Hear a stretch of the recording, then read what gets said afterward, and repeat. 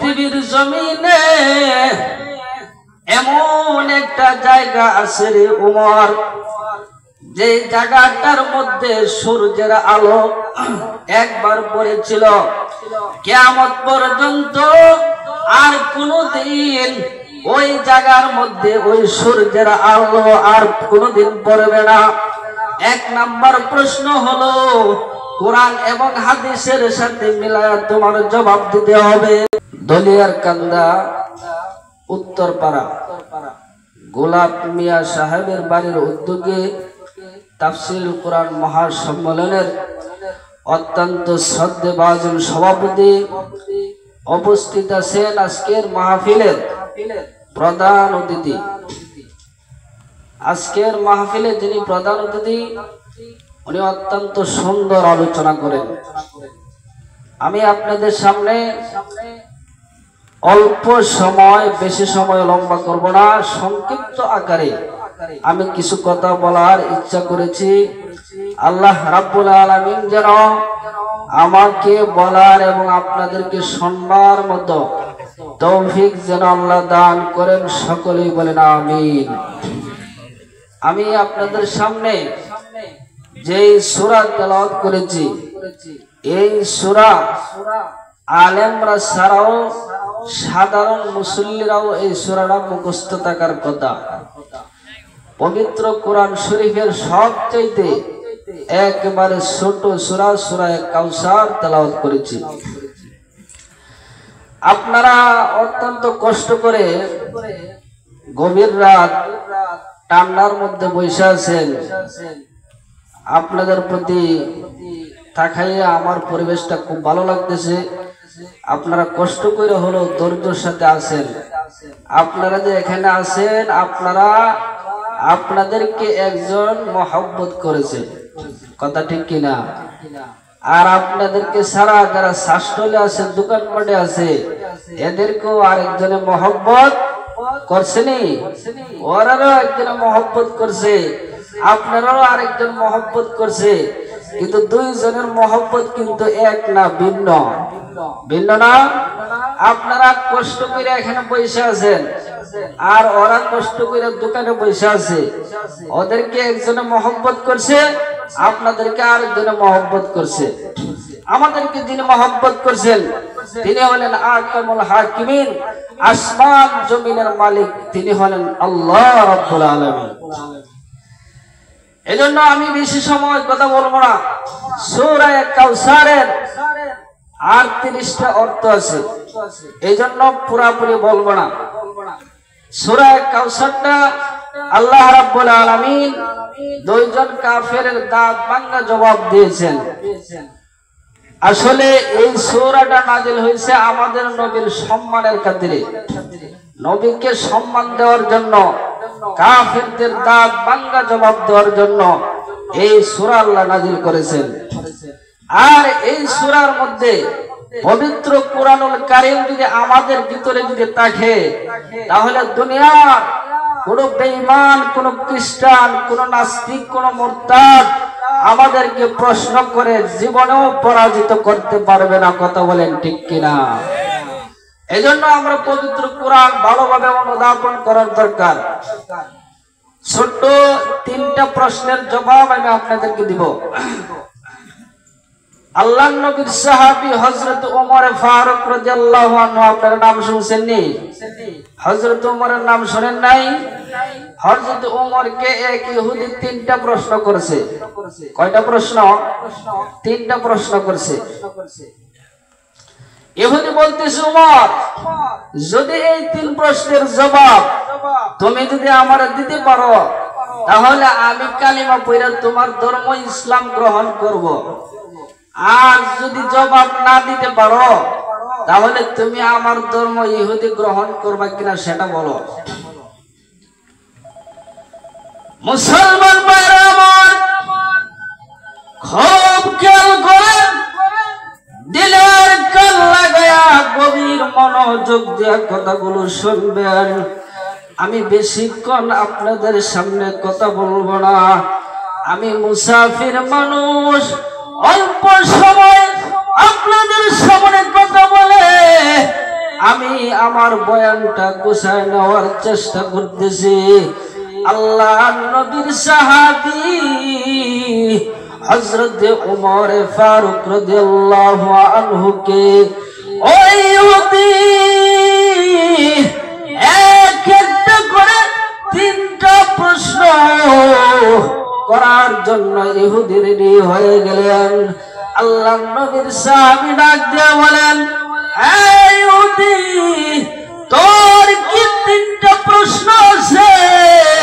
তোর তিনটা প্রশ্ন তুই আমাকে খুলে বল রে ইহুদি।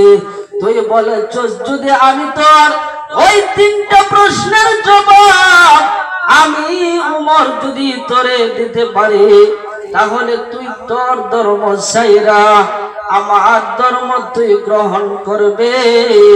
এটা তুই তোর মুখ দিয়া তুই স্বীকার করেছস। এই ইহুদি, আর যদি তিন প্রশ্নের জবাব আমি যদি না দিতে পারি রে, আমি তো তোরে বলি নাই আমি তোর ধর্ম গ্রহণ করব। তোর কি প্রশ্ন আছে তুই আমাকে খুলে বল। অবশ্যই অবশ্যই মুসলমানের ভিতরে যদি আল্লাহর কোরআন যদি থাকে, আল্লাহর কোরআন দিয়া জবাব দেওয়ার জন্য আমি ওমরের কোনো কঠিন বিষয় হবে না। সুবহানাল্লাহ, আওয়াজ দিয়ে বলেন সুবহানাল্লাহর আওয়াজ একটু বেশি বেশি দেওয়ার চেষ্টা করবেন। একবার সুবহানাল্লাহ বললে এক হাদিসে বর্ণিত আছে, আসমান আর জমিনের মাঝখানে যতটুকু শূন্যস্থান জায়গা আছে, সমস্ত শূন্যস্থান জায়গা একবার সুবহানাল্লাহ বললে আমার আল্লাহ সব দিয়া ভরপুর করে দেয়। জুড়ে বলেন ঠিক কিনা? আর এক বর্ণনা আছে, একবার সুবহানাল্লাহ কইলে জান্নাতের ভিতরে একটা গাছ তৈরি হয়। এই গাছের মধ্যে আপনি যেই ধরনের ফল খাওয়ার ইচ্ছা করবেন, ওই ফল আপনি ধারণা করার সাথে সাথে এই ফল তৈরি হয়ে যাবে। সুবহানাল্লাহ। এবং এই গাছটার ছায়াটা কত বড় হবে? আল্লাহ রাসূল বলেন, জান্নাতের একটা তাজি ঘোড়া যদি এক এক করে 500 বছর দৌড়ায়, এরপরও এই গাছের ছায়া পার হতে পারবে না। জোরে বলেন সুবহানাল্লাহ। তাহলে আবার বলেন যে আল্লাহ এত বড় একটা গাছ জান্নাতে তৈরি করে, ওই আল্লাহ কত বড়! আর আল্লাহর বিরুদ্ধে যেই নাস্তিক কথা বলে ওর বুকের পাটা কত বড় সত্য! জোরে বলেন ঠিক কিনা? এজন্য মুসলমান হুঁশিয়ার থাকতে হবে। এজন্য ওমর বলতেছেন, এই ইহুদি, তোর কি প্রশ্ন আছে তুই সেটা আমার কর। এবার ইহুদি এক এক করে তিনটা প্রশ্ন করলেন। প্রশ্নগুলা একটু জবাব দিব, মনোযোগ সহকারে শুনবেন। এবার এক নম্বর প্রশ্ন, ওই ইহুদি ডাক দিয়ে বলেন, এক নম্বর প্রশ্ন হলো, ওমর রে, ওই পৃথিবীর জমিনে এমন একটা জায়গা আছে রে ওমর, যে জায়গাটার মধ্যে সূর্যের আলো একবার পড়েছিল, কিয়ামত পর্যন্ত আর কোনদিন ওই জায়গার মধ্যে ওই সূর্যের আলো আর কোনদিন পড়বে না। এক নাম্বার প্রশ্ন হলো, কোরআন এবং হাদিসের সাথে মিলায়া তোমার জবাব দিতে হবে। দুই নম্বর প্রশ্ন হলো, ইহুদি আমার ডাক দিয়ে বলেন, দুই নম্বর প্রশ্ন হলো, ওই পৃথিবীর জমিনে এমন একটা কবরস্থান ছিল, যে কবরে একটা লাশ গ্রহণ করার পরে একদিন আর 2 দিন নয়, ওই কবরে একাধারে 40 দিন পর্যন্ত ওই লাশটা রাখার পরে কোনোভাবে ওই কবর আর হজম করতে পারে নাই। ওই লাশটাকে দুনিয়াতে 40 দিন পরে দিতে আবার বাধ্য হয়েছে। ওই কবরটা কি ছিল? এবং কবরের মধ্যে লাশটা কি ছিল, এটা কোরআন এবং হাদিসের সাথে মিলায়া জবাব দিতে হবে। 3 নম্বর প্রশ্ন হলো, হে উমর, দুনিয়ার মধ্যে এরকম 2 জন ব্যক্তি একসাথে জন্মগ্রহণ করেছিল, আপন 2 ভাই একসাথে যমজ হওয়ার পরেও 100 বছরের ব্যবধান হয়েছিল। ওমর রে, ওই 3 প্রশ্নের জবাব যদি তুমি আমাকে দিতে পারো, তাহলে আমি তোমার ধর্ম কালিমা পড়ে মুসলমান হয়ে যাব। এই 3টা প্রশ্ন।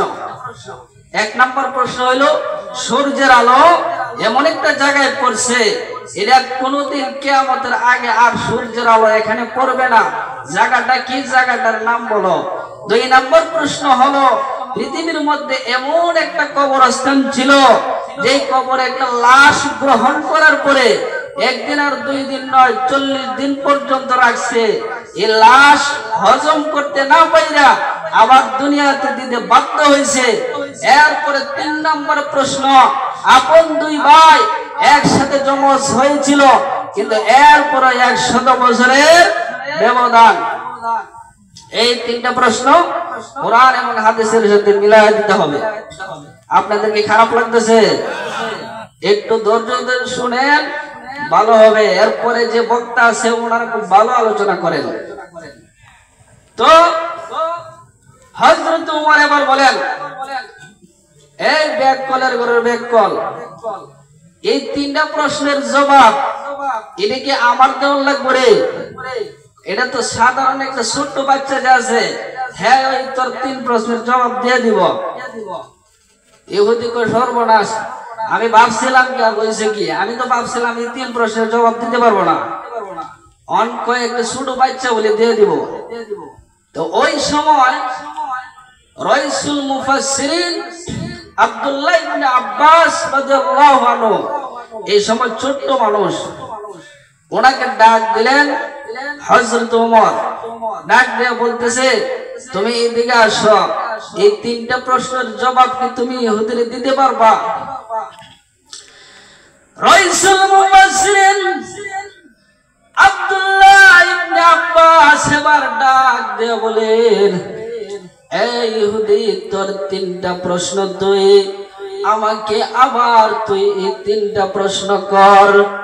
এবার ইহুদি ডাক দিয়ে বলে, আব্দুল্লাহ ইবনে আব্বাস, আমার 1 নম্বর প্রশ্ন হলো রে, পৃথিবীর মধ্যে এমন একটা জায়গার মধ্যে সূর্যের আলো একবার পড়েছিল, কিয়ামত পর্যন্ত আর কোনদিন ওই জায়গার মধ্যে সূর্যের আলো আর পড়বে না। 2 নম্বর প্রশ্ন হলো, পৃথিবীর জমিনে এমন একটা কবরস্থান ছিল, যেই কবরে একটা লাশ গ্রহণ করার পরে 1 দিন আর 2 দিন নয়, 40 দিন রাখার পরে ওই কবর লাশটা আবার দুনিয়াতে দিতে বাধ্য হয়েছে। এটা হলো 2 নম্বর প্রশ্ন। কবরটা কি, লাশটা কে, এটা বলতে হবে কোরআন এবং হাদিসের সাথে। 3 নম্বর প্রশ্ন হলো, আপন 2 ভাই একসাথে জমজ হওয়ার পরে এরপরেও আমার আল্লাহ 100 বছরের ব্যবধান এদের মধ্যে করেছিল। ওই 3টা প্রশ্নের জবাব যদি আমাকে দিতে পারো রে, তাহলে আমি ওমরের কথা দিয়েছি, আমি তোমার ধর্ম কালিমা পড়ে মুসলমান হয়ে যাব। এবার জবাব দেওয়া শুরু হবে। 1 নম্বর প্রশ্ন, এমন রাইসুল মুফাসসিরিন আব্দুল্লাহ ইবনে আব্বাস ডাক দিয়ে বলে, এই ইহুদি, তুই যদি কোরআন এবং হাদিস যদি রিসার্চ করে থাকস, তাহলে এই প্রশ্নগুলো তোর বুঝতে সহজ হবে। 1 নম্বর প্রশ্ন হলো, পৃথিবীর বুকে এমন একটা জায়গা আছে, আল্লাহর একজন পয়গম্বর ছিল, যার নাম ছিল হযরত মূসা আলাইহিস সালাতু ওয়াস সালাম। ওনাকে যখন ফেরাউনের লোকেরা যখন ওনাকে আক্রমণ করার জন্য প্রস্তুতি হলো, আর মূসা আলাইহিস সালাতু ওয়াস সালাম যখন ফেরাউনের কবল থেকে বাঁচার জন্য সামনের দিকে অগ্রসর হলো, মূসা আলাইহিস সালাম সামনের দিকে যায় দেখে এক পর্যায়ে নীল নদ ওনার সামনে পড়ে গেল। আর নীল নদের সামনে থাকার কারণে মূসা আলাইহিস সালাম কোন দিকে যাওয়ার কোন রাস্তা নাই, ডানে রাস্তা নাই, বামে রাস্তা নাই, পিছনে শত্রু বাহিনী, সামনে হলো নীল নদ। আল্লাহর পয়গম্বর মূসা আলাইহিস সালাম আল্লাহর কাছে ফরিয়াদ করে, রব্বুল আলামিন এখন আমি আমার ওই কওমকে নিয়ে এখন কোন জায়গায় যাইতে পারি? আল্লাহ রাব্বুল আলামিন ডাক দিয়ে কয়, মূসা রে, তোমার হাতের লাঠি দিয়ে তুমি ওই নীল নদের মধ্যে আঘাত করো। মূসা আলাইহিস সালাম সাথে সাথে যখন ওই নীল নদের মধ্যে তার হাতের লাঠি দিয়ে যখন আঘাত করেছে, আমার আল্লাহ ওই নীল নদের মধ্যে সাথে সাথে 12টা রাস্তা বানায় দিয়েছে। 12টা রাস্তা বানায় দিয়েছে। ইতিহাসের কিতাবে লেখে, তাফসীর কারণে লেখেন, এদের মধ্যে 12টা রাস্তা কেন? এদের মধ্যে 12টা রাস্তার কারণ হইল এরা তো এক রাস্তা দিয়ে যাইতে পারে, কিন্তু 12টা কেন? বনি ইসরাইলের মধ্যে এতটা হিংসা ছিল, এরা একজন এক রাস্তা দিয়ে গেলে দ্বিতীয় জন আর এই রাস্তা দিয়ে যাইতো না। এই জন্য আল্লাহ এদের মধ্যে 12টা রাস্তাই বানায় দিলেন। সুবহানাল্লাহ। আব্দুল্লাহ ইবনে আব্বাস বলেন, এই ইহুদি, ওই যে পানিগুলা ওই দিন যখন আলাদা হয়েছিল আর সূর্যের আলো নীল নদের একবারে তলায় গিয়া পৌঁছেছিল, এই ইহুদি, 1 নাম্বার প্রশ্নের জবাব হলো রে, ওই সূর্যের আলো নীল নদের তলায় একবারে যেই দিন পৌঁছেছিল ওই জায়গাটা হলো তোর 1 নাম্বার প্রশ্নের জবাব। সূর্যের আলো একবার পড়ছে আর কিয়ামত পর্যন্ত পড়বে না।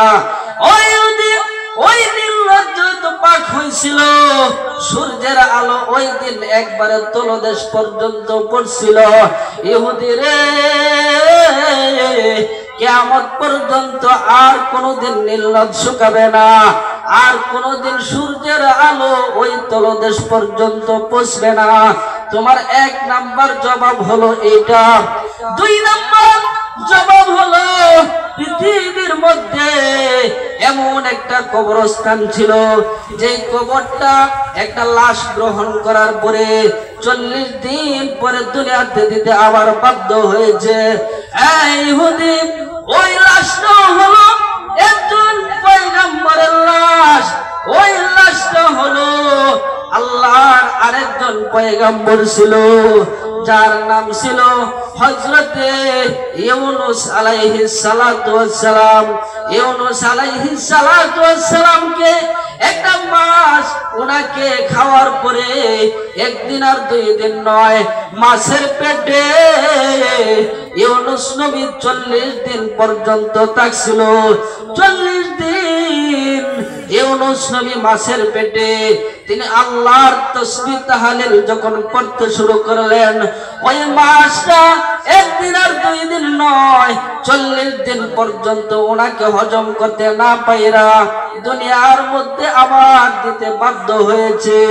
এটা হলো তোর 2 নাম্বার প্রশ্নের জবাব। ওই যে মাছের পেটটা, ওই পেটটা ছিল একটা কবরস্থান দুনিয়ার মধ্যে, আর ইউনূস আলাইহিস সালাম ছিল মাছের পেটে একটা লাশ। এটা হলো তোর 2 নাম্বার প্রশ্নের জবাব। 3 নাম্বার জবাব হলো, ও ইহুদি, 3 নাম্বার জবাব হলো রে, আপন 2 ভাই একসাথে জমজ হয়েছে, এরপরে 100 বছরের ব্যবধান। আল্লাহর আরেকজন পয়গম্বর যার নাম ছিল হযরতে উজাইর আলাইহিস সালাতু ওয়াস সালাম, কিন্তু এরা আপন 2 ভাই হওয়ার পরেও আমার আল্লাহ এদের জন্মের পরে এক ভাইকে ঘুম পাড়ায় দিলেন। ঘুমের মধ্যে একদিন আর 2 দিন নয়, 100 বছর পর্যন্ত আল্লাহ পার করে দিলেন। ওই যে 100 বছর ছিল, ওই 100 বছরকে পার্থক্য বলে মুফাসসিরিনে কেরাম উল্লেখ করেছেন। এই ইহুদি, তোর কোরআন এবং হাদিসের সাথে মিলাইয়া আমার ওই 3 প্রশ্নের জবাব দিয়ে দিলাম।